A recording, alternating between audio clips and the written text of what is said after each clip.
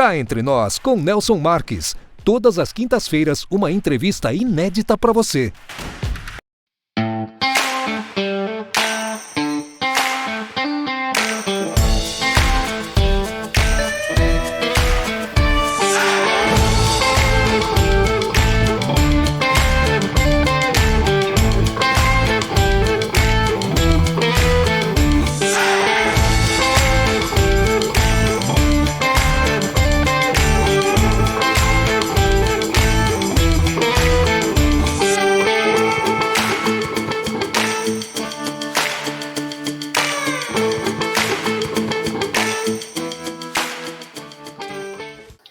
Olá pessoal, dando sequência à nossa série de entrevistas sobre prevenção do câncer de próstata. Hoje nós vamos falar sobre diferenças do câncer de próstata e hiperplasia da próstata. É claro que eu conto sempre com a sua companhia, você que nos segue nas redes sociais e que também envia seus e-mails sugerindo as pautas a serem tratadas aqui no nosso programa semanalmente. Lembrando que se você ainda não se inscreveu no canal, por favor, inscreva-se. Ative o sininho para receber as nossas notificações. Aproveita que você está por aí, deixa aquele like e divulgue os nossos vídeos em suas redes sociais e também nos seus grupos de WhatsApp. Vamos lá então, diferenças do câncer de próstata e hiperplasia da próstata. Solta a vinheta!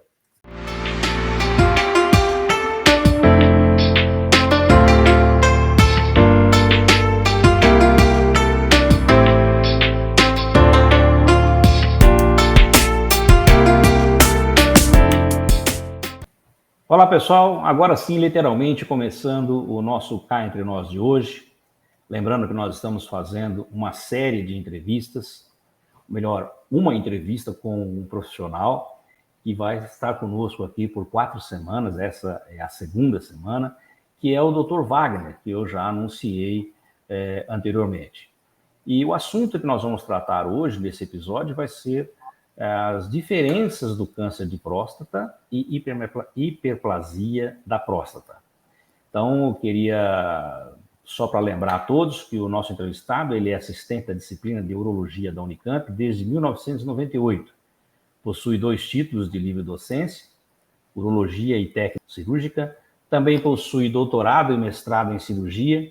Atualmente é membro do grupo de urologia e orientador da pós-graduação de cirurgia da Unicamp. Realiza cirurgias urológicas relacionadas à uro-oncologia e laparoscopia robótica, principalmente prostatectomia radical e cistectomia radical. Dr. Wagner, muito obrigado mais uma vez por estar aqui conosco no Cá Entre Nós, dentro da campanha do Novembro Azul. Seja muito bem-vindo.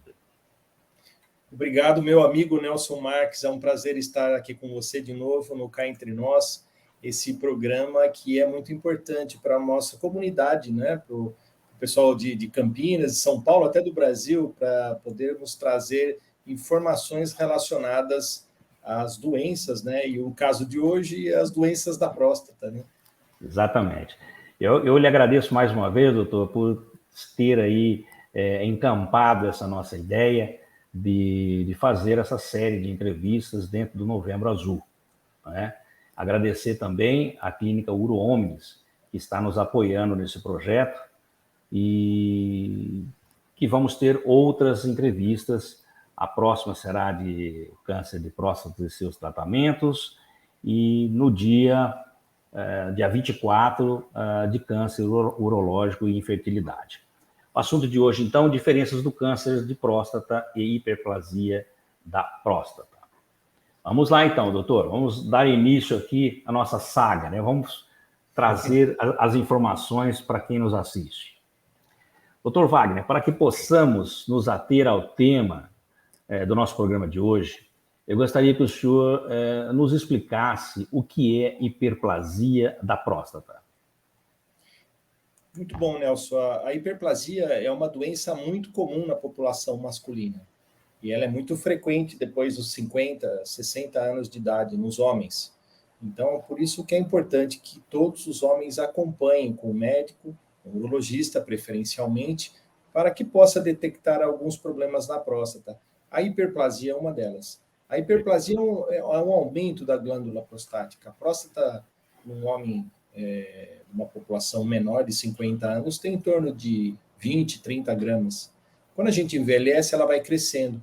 E esse crescimento da próstata, que se chama hiperplasia prostática benigna, o nome já diz que é um processo benigno, ele ocorre no envelhecimento e é gradual. E depende muito de herança genética das famílias, né? Existem famílias que têm mais hiperplasia que outras. Então, daí a importância de se acompanhar esse crescimento e sua correlação com os sintomas, que pode ocorrer nos homens, depois dos 50, 60 anos de idade. Tá, isso em qualquer tipo de raça, inclusive? Sim, a hiperplasia, ela não escolhe raça Não branca, tem? negra, asiáticos, todos os homens estão sujeitos à ocorrência da hiperplasia benigna da próstata. Perfeito. Isso depende muito, como eu disse, da idade, né? Ocorre geralmente a partir dos 50, mais comumente a partir dos 60 anos de idade, e depende muito de uma herança genética. Às vezes é comum você ver no consultório o paciente, eu tenho hiperplasia, estou com alguns sintomas, o meu irmão operou disso, tinha uma próstata grande também. Então é comum ver essa ocorrência familiar no nosso consultório. Genética, né? E qual a diferença do câncer de próstata? Então, essa é uma coisa que a gente reforça bastante com os nossos pacientes. Perfeito. Existem basicamente duas doenças que os homens devem estar atentos, né? Existem outras, como a prostatite, mas essa é menos importante, infecções, inflamações da próstata. Mas as que os homens devem estar atentos a partir dessa faixa de idade que nós escrevemos aqui é a hiperplasia benigna e o câncer de próstata, que é uma doença maligna. Tá. São muito diferentes. A gente no consultório consegue diferenciar facilmente uma doença da outra. Lógico, alguns casos são mais difíceis. Mas existem vários exames hoje que podem nos mostrar essa ocorrência de uma doença ou de outra. E, doutor, uma pessoa que tem hiperplasia prostática, ela pode ter o câncer de próstata? Pode migrar? Sim, é uma boa pergunta. Às vezes as doenças elas podem coexistir. Um paciente pode ter essas duas doenças. E o urologista tem que estar atento, porque às vezes necessitam esses pacientes de 2 tratamentos, dependendo do que vai se planejar em termos de cirurgia, até mesmo radioterapia ou tratamento medicamentoso. A ocorrência delas, como eu disse, já a faixa etária é importante, mas existe, vamos dizer assim, uma sensibilidade hormonal, né? Tanto a hiperplasia quanto o câncer, elas decorrem de um funcionamento do hormônio masculino, que é a testosterona. Tá. Tanto é que um dos tratamentos de câncer de próstata é cortar a testosterona masculina. É um bloqueio hormonal, é um dos tratamentos. Então, elas têm a mesma gênese, o crescimento delas depende do mesmo fator, que é o hormônio masculino, a testosterona. E além da carga genética, existe alguma causa conhecida para a hiperplasia? Para a hiperplasia, não. Só o envelhecimento mesmo é que justifica esse crescimento. Às vezes a gente vê em pacientes mais jovens, com menos de 50 anos, mas é muito raro. Então, é um envelhecimento masculino, essa predisposição genética, herdada de família, e essa atuação da testosterona nessa glândula. Então, o que a gente observa nesses homens é um crescimento prostático. É muito comum isso nos nossos consultórios, pacientes com 60, 70, 80 anos de idade. Então, se nós, Nelson, cá entre nós, se formos... Cá entre nós. Cá entre nós, se vivermos até os nossos 90 anos de idade, o que esperamos, temos condições para isso. Com saúde, né, doutor? Com saúde. Nós teremos hiperplasia prostática. E também a chance de câncer de próstata também aumenta bastante. Isso é bem evidente, bem constatado na literatura médica. Ainda se falando da hiperplasia, doutor, quanto tempo, em média, dura o tratamento da hiperplasia prostática? A hiperplasia, ela traz sintomas, diferente do câncer, né? Muitas vezes os pacientes nos procuram com queixas miccionais, dificuldade urinária, jato fino, acorda várias vezes à noite, tem que fazer um esforço na hora de urinar, e eles vêm com essas queixas. Isso está mais relacionado à hiperplasia do que o câncer. O câncer praticamente é assintomático numa fase inicial. Se o câncer despertar sintomas nos homens, é porque a doença já é avançada. Então, é importante se diagnosticar no começo por causa disso. Mas é bem evidente essa diferença, né? Através de exames, a gente pode detectar facilmente se é uma doença ou outra. Quais as consequências, doutor? As consequências da hiperplasia? Então, como eu já fiz até uma introduçãozinha a essa sua pergunta, Nelson. Essa hiperplasia, ela obstrui o canal urinário, a uretra, porque a uretra ela passa no meio da próstata. Então, numa hiperplasia, o paciente vai ter uma dificuldade muito grande de urinar, com jato fino, ele não consegue fazer um esvaziamento adequado depois da micção, pode urinar várias vezes à noite, durante o dia também, aquela sensação de esvaziamento incompleto, a gente chama de dribbling. O paciente às vezes vai urinar e depois de 15, 20 minutos tem que voltar novamente. Então, são sintomas que atrapalham a qualidade de vida dos homens. E isso deve ser tratado, facilmente tratado. Você me perguntou na questão anterior quanto tempo dura esse tratamento. Depende. Hoje a gente trata 80% a 90% desses homens com remédios, né? Existem vários remédios que tratam a hiperplasia benigna da próstata, relaxando a próstata ou diminuindo a próstata. Então, esses tratamentos são bons, são efetivos. Então, no consultório, nós temos pacientes que tomam esses remédios há 10, 15, 20 anos, depende da sua resposta. Mas se não houver uma resposta, pode-se passar a um segundo tratamento, como de cirurgia, por exemplo, que também é comum nos nossos consultórios. É comum a sua realização. E como diagnosticar a hiperplasia prostática benigna? Através desses sintomas que o senhor comentou? A primeira coisa que faz o urologista pensar em hiperplasia são os sintomas miccionais. Né? A gente chama isso de sintomas do trato urinário inferior.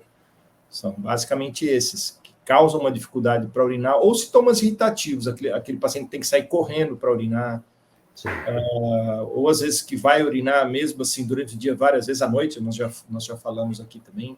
Então, a primeira desconfiança é clínica. A segunda desconfiança é no exame físico, o toque retal, que é muito importante para os homens ainda nos dias de hoje. Através do toque retal, a gente consegue predizer um tamanho da próstata, um tamanho aproximado da próstata. E já buscamos também se tem algum nódulo, que já é indicativo de um câncer. Então, daí a importância do exame toque retal. A partir daí, nós solicitamos alguns exames que são importantes. Talvez um dos exames mais importantes utilizados hoje é o ultrassom.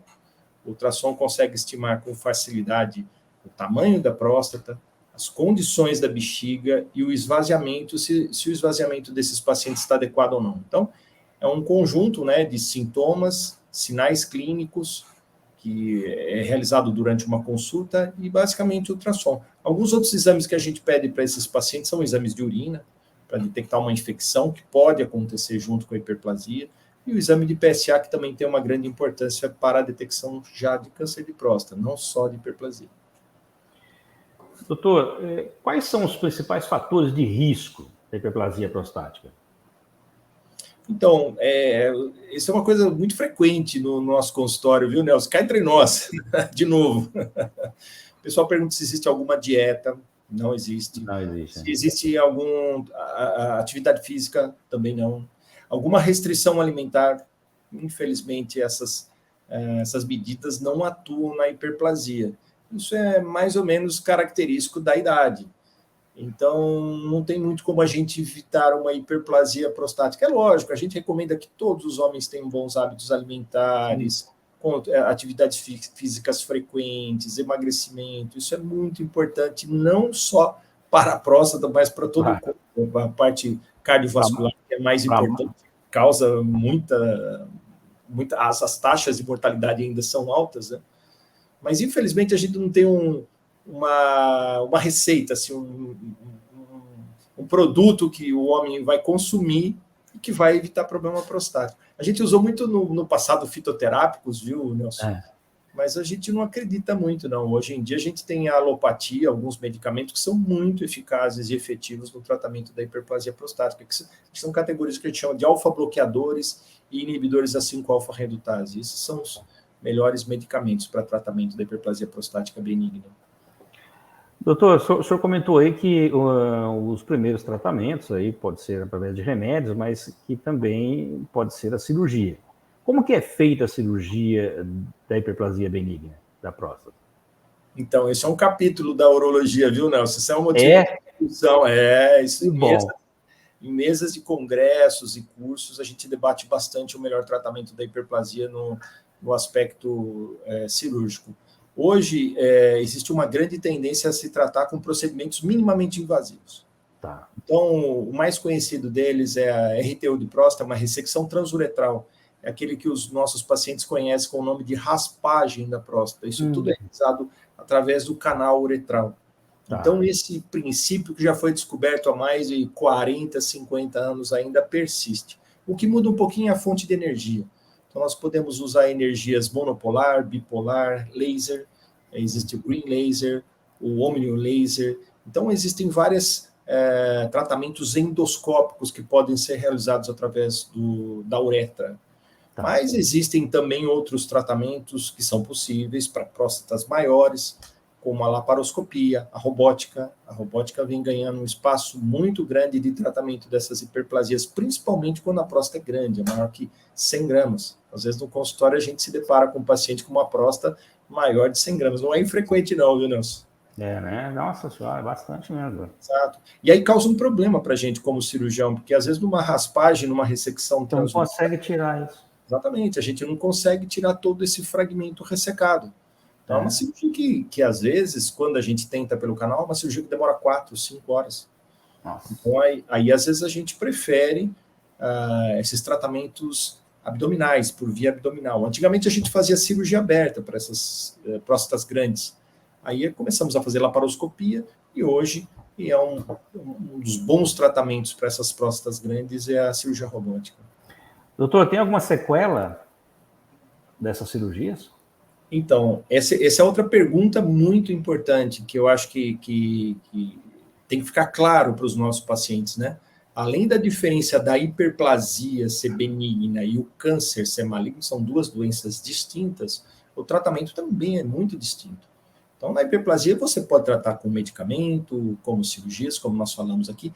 Já no câncer, o tratamento mais preconizado hoje em dia é a cirurgia, a prostatectomia radical, a retirada completa da próstata, ou, em alguns casos, radioterapia, ou associados esses dois tratamentos, ou até um tratamento hormonal no câncer.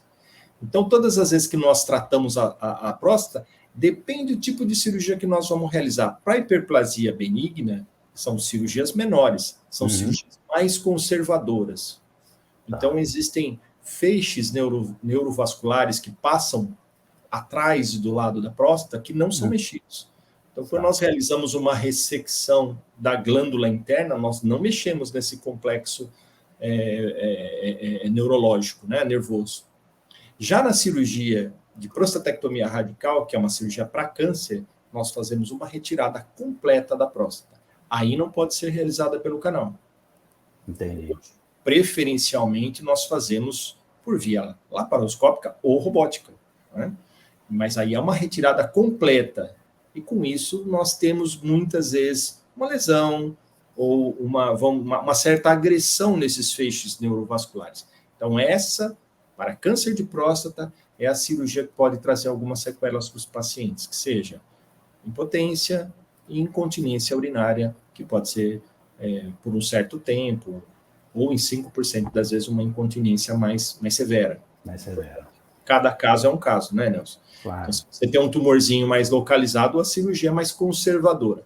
Mas se você tem um tumor mais agressivo, mais avançado, a cirurgia é maior, existe uma ressecção maior e muitas vezes o paciente vai precisar de um tratamento complementar. Então, a sequela de impotência, sintomas urinários e incontinência é maior. Né? Tá. Doutor, qual o melhor exame para a detecção da hiperplasia prostática? Ainda continua sendo o retal? O toque retal é muito importante. Eu acredito muito, acho um exame importantíssimo, eu realizo em todos os meus pacientes que me procuram para uma avaliação prostática, porque só por ali a gente consegue dizer o tamanho da próstata e pesquisar se tem algum nódulo ou não.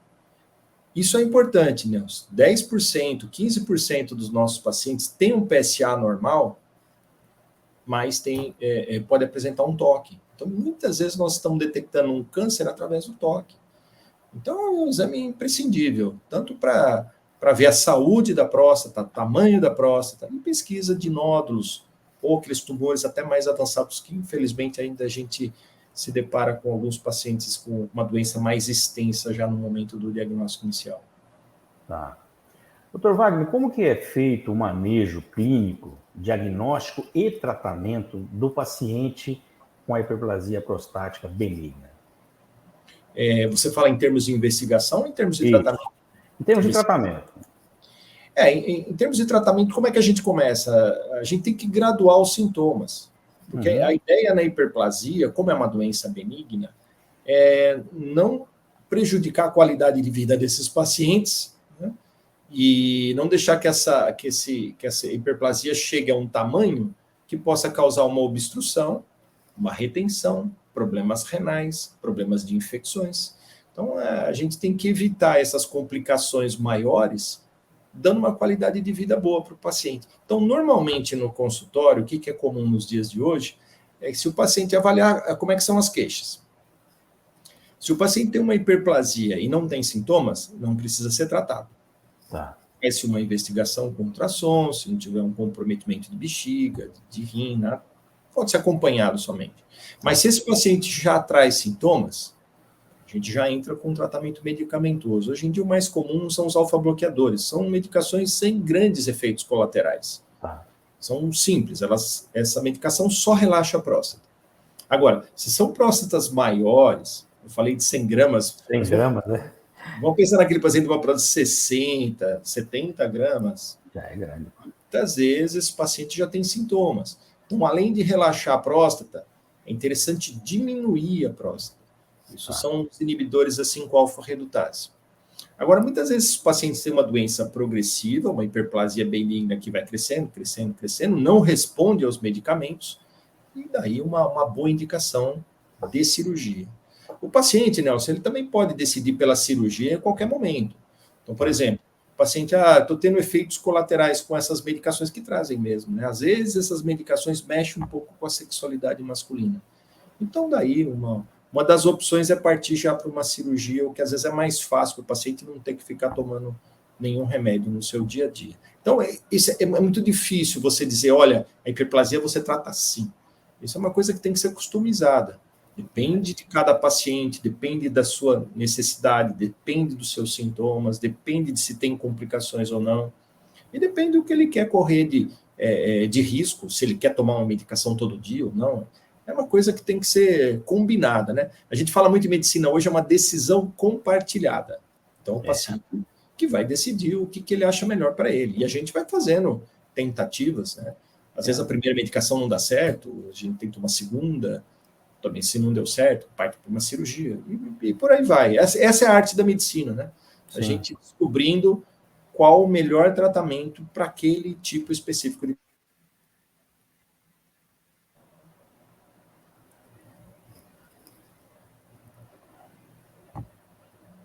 Parou um pouquinho. Oi? Parou Caiu? Um pouquinho. Não, mas dá para. Acho que o finalzinho. Deu uma cortada? Deu uma cortada.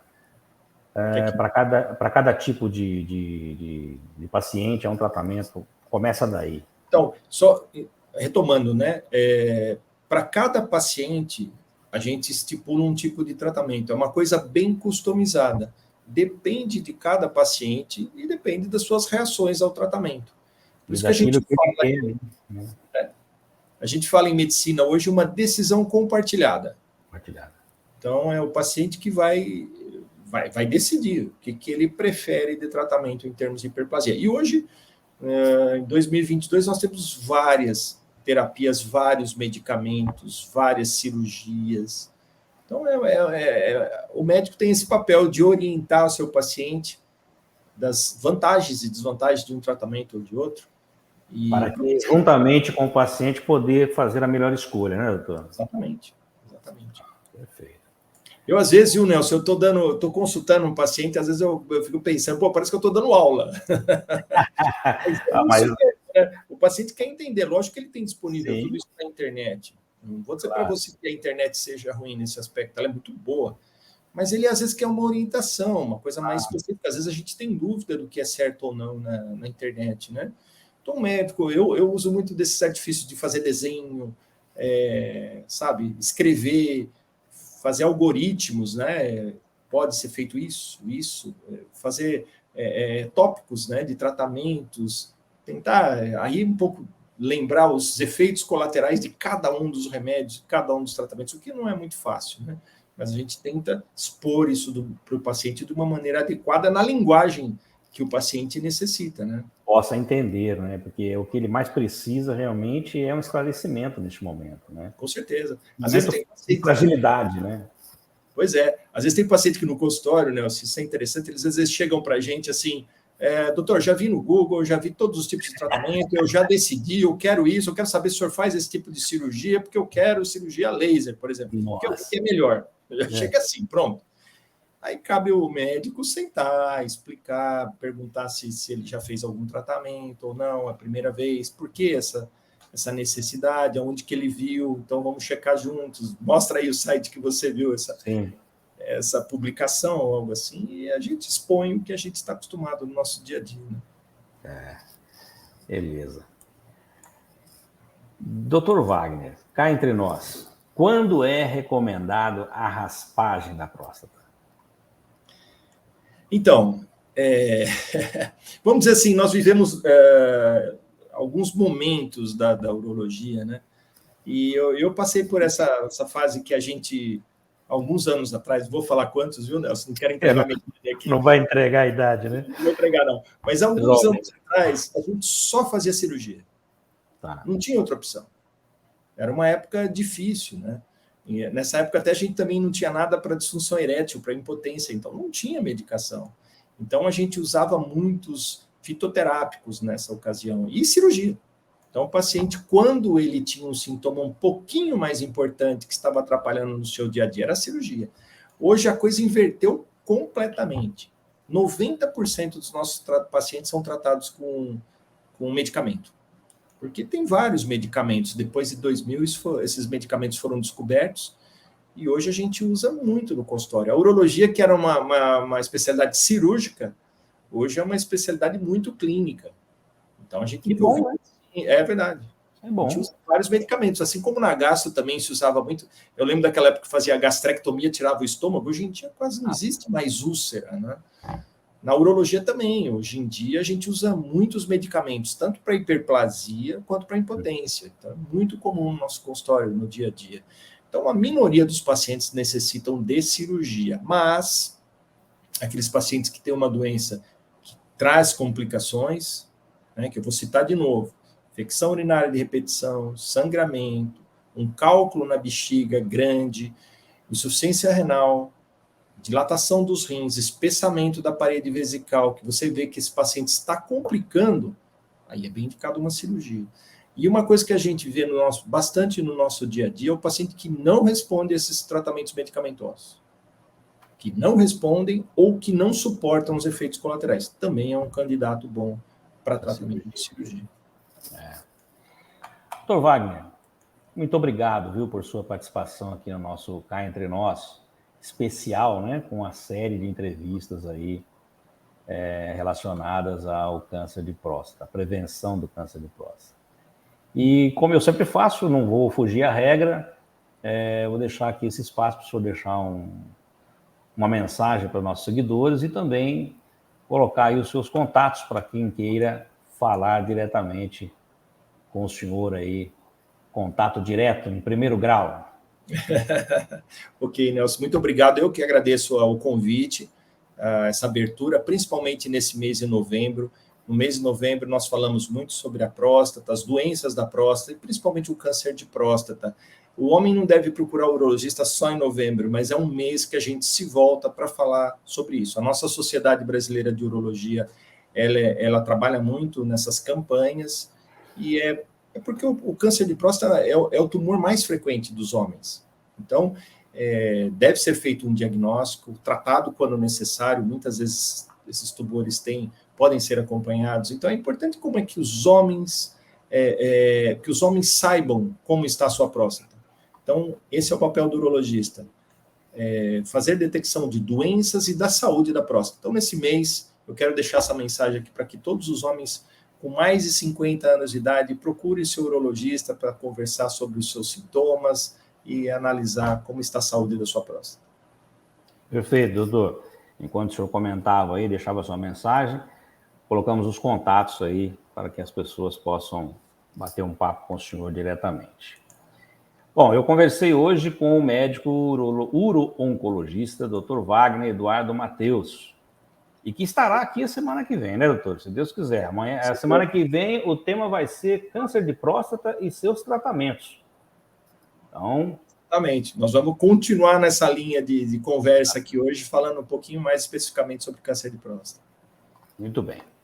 Doutor, muito obrigado, viu, mais uma vez aí por nos ajudar nessa empreitada, em passar a informar de uma maneira bem tradicional e bem tranquila sobre essas prevenções dessas doenças de próstata. Muito obrigado a todos que ficaram conosco até agora, e a semana que vem tem mais Cá Entre Nós com o Dr. Wagner. Até lá, solta a vinheta.